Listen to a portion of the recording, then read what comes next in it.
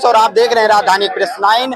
हम अभी मोहनिया विधानसभा में मौजूद हैं। ये जो हमारे पीछे आप चचा को देख रहे हैं, मध्य प्रदेश से चलकर मोहनिया विधानसभा में बहुजन समाज पार्टी का प्रचार करने के लिए आए हैं। क्या नाम है चचा आपका? खुर्शीद अहमद। कहाँ से आए आप? मध्य प्रदेश से। क्यों आए हैं? बहुजन समाज पार्टी के निर्देशन पर इधर बहुजन समाज पार्टी के प्रत्याशियों के समर्थन में हम आए हैं।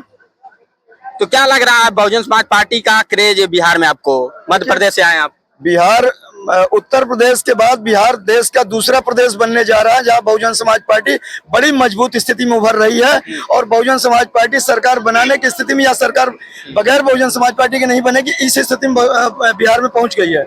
कितना लग रहा है कि कितनी सीटें यहाँ से निकलेंगी? रिजल्ट आउट होने के बाद ही पता चलेगा, लेकिन बहुजन समाज पार्टी बहुत मजबूत स्थिति में पूरे प्रदेश के अंदर त्रिकोणीय स्थिति में आ गई है, इसमें कोई दो राय नहीं है। अगर बिहार में त्रिकोणीय स्थिति पे है बहुजन समाज पार्टी, तो अगला चुनाव 2027 में यूपी में होने वाला है, जहां बहन जी 4 बार मुख्यमंत्री रही हैं, तो यहाँ पे भी जोश दिखेगा लोगों का अगर बिहार में सीटें निकलेंगी उसके बाद। देखिए, उत्तर प्रदेश की जहां तक बात है, उत्तर प्रदेश में वहां के पार्टी ने आदरणीय बहन कुमारी महती जी ने नारा दिया है 403 पे हमारी तैयारी, लेकिन 226 हमारी है। और बहन जी ने कहा कि उत्तर प्रदेश में चाहे जो करना पड़े, जो 2027 में सरकार बनाएंगे। और बहन जी ने कह दिया तो उत्तर प्रदेश में सरकार बहुमत की बनेगी, इसको कोई रोक नहीं सकता। इस बार बनेगी? बिल्कुल बनेगी। जो 9 अक्टूबर को रैली हुई है और फिर 6 तारीख को रैली यहाँ पे होने जा रही है, उसको आप किस नजर से देखते हैं? देखिए, 9 अक्टूबर की रैली नहीं हुई है, 9 अक्टूबर को तो रैला हुआ है। मैं तो कहता हूँ भारत की नहीं, विश्व की पहली ऐसी नेता आदरणीय बहन कुमारी मायावती जी हैं। सुबेरे 9 बजे कहा है कि हम लोगों को अपने लोगों को संबोधित करेंगे, तो 9:35 पर 10 से 15 लाख लोगों के बीच में बहन जी ने भाषण शुरू कर दिया है। विश्व में ऐसा कोई नेता नहीं जो सुबेरे 9 बजे इतना बड़े भीड़ को इकट्ठा करके भाषण शुरू कर दे। और टाइम की पक्की है, टाइम की पक्की उनके लोग टाइम के, उनका कितना जबरदस्त फॉलोवर है बहन जी के कि कह दिया बहन जी 9 बजे इकट्ठा होना है, तो 9 बजे भाषण बहन जी का शुरू हुआ गया। उनके कितने अनुयायी, कितने भक्त हैं, ये इससे अंदाजा लगाया जा सकता है। तो बहुजन समाज पार्टी का एजेंडा क्या है? बहुजन समाज पार्टी का एजेंडा देश में भारत के अंदर यही बहुजन समाज पार्टी। और कोई अलग से दावा नहीं करते कि हम ये करेंगे वो करेंगे जीतने के बाद? नहीं, दावा करने वाले इतना धोखा दे चुके हैं। दावा करके, दावा करने वालों पे भारत के वोटरों का भरोसा उठ गया है। और बहन जी करके दिखाती, कह के नहीं, कल करके दिखाती है। इसके लिए बहन जी में उत्तर प्रदेश में जो 4 बार बहन जी के नेतृत्व में सरकार चली है, वो सरकार का काम करने का जो तरीका था, वो जो है उदाहरण है।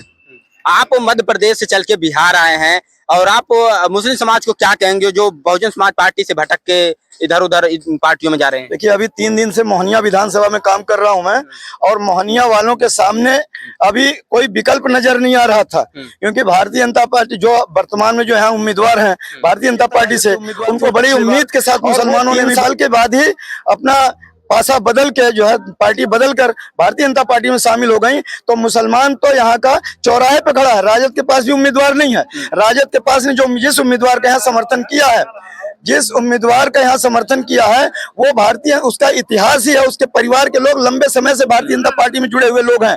अगर मुसलमान इस बात की गलती किया कि अगर राजद के तथाकथित उम्मीदवार को, समर्थित उम्मीदवार को अगर वोट किया, तो जिसके पिताजी लंबे समय से भारतीय जनता पार्टी में काम कर रहे हैं, मुसलमानों का कहना है यहाँ के कि अगर हमने उनको समर्थन दिया, उनको वोट किया, तो सबसे पहले वो अपने पिताजी की बात मानेंगे और भारतीय जनता पार्टी में ज्वाइन करेंगे। जिस तरीके हम लोगों ने राजद के प्रत्याशी को जिताया, वो भाजपा ज्वाइन जाती ही है। उम्मीदवार जो है वो राजद का जिसको समर्थन किया, वो भारतीय जनता पार्टी के हैं। तो वो हम चाहे इधर वोट करें चाहे उधर वोट करें, सीधे सीधे मुसलमानों का कहना है कि हम दोनों को वोट करके भारतीय जनता पार्टी को ही वोट करेंगे। इसलिए हमारे सामने कोई विकल्प नहीं है। हम लोगों ने तय किया है कि ओम प्रकाश दीवानों को बहुजन समाज पार्टी को वोट करके इनको भेजेंगे पटना के अंदर। ये मुसलमानों ने तय कर लिया है। एक सवाल और हमारा है, बाबा साहब की तस्वीर संविधान की हर पार्टी अब बात करती है, लेकिन जब उनके हक और अधिकारों के लिए लड़ना होता है तो लोग दिखाई नहीं देते। आप इनको ठगना बोलेंगे या क्या कहेंगे? देखिए, ये मैं तो अपने भाषणों में कहा करता हूँ, ठगवा नहीं बल्कि छलिया लोग हैं। ये छलने का काम हमेशा किए हैं। जिस कांग्रेस ने हमेशा लगातार बाबा साहब डॉक्टर अम्बेडकर को पीछे करने का काम किया, धोखा दिया, प्रताड़ित करने का काम किया, बाबा साहब की सीट जो जहां से बाबा साहब सांसद बन के आए थे, उसको साजिश के तहत कांग्रेस एंड कंपनी ने पाकिस्तान में भेजने का काम किया। तो कांग्रेस का, और जिस बाबा साहब के बारे में जिस कांग्रेस के बारे में बाबा साहब डॉक्टर अम्बेडकर ने कहा था कि कांग्रेस, अरे मेरे मानने वालों, कांग्रेस के 4 आने का सदस्य नहीं बनना। अब सोचिए बाबा साहब कितना पीड़ित रहे होंगे कांग्रेस से।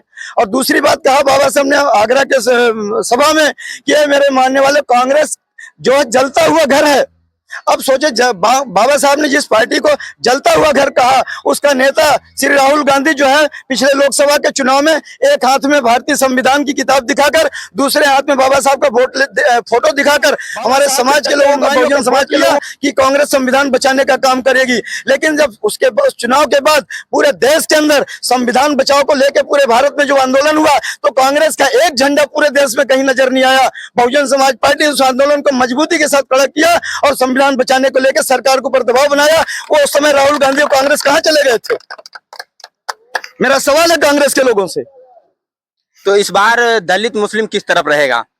देखिए, इस बार नहीं, मैं तो कहता हूं कि पूरे देश की स्थिति जो बनी हुई है, अगर इस देश में आरएसएस और संघ के पार्टी भारतीय जनता पार्टी को यहां से उखाड़ फेंकना अगर है, तो मुसलमान और दलित और जो भी दबे कुचले मजलूम लाचार बेसहारा लोग हैं, उनके सामने मजबूत विकल्प राष्ट्रीय पार्टी के रूप में बहुजन समाज पार्टी है। और आदरणीय बहन कुमारी मायावती जैसे नेता इस देश के अंदर कोई नहीं है।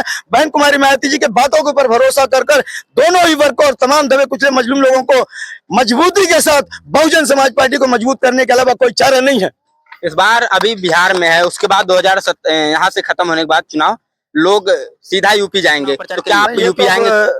उच्च निर्देशन का जो भी आदेश होता है मैं उसका पालन करता हूं और मैं अनुशासन का बहुत ही पक्का आदमी हूं।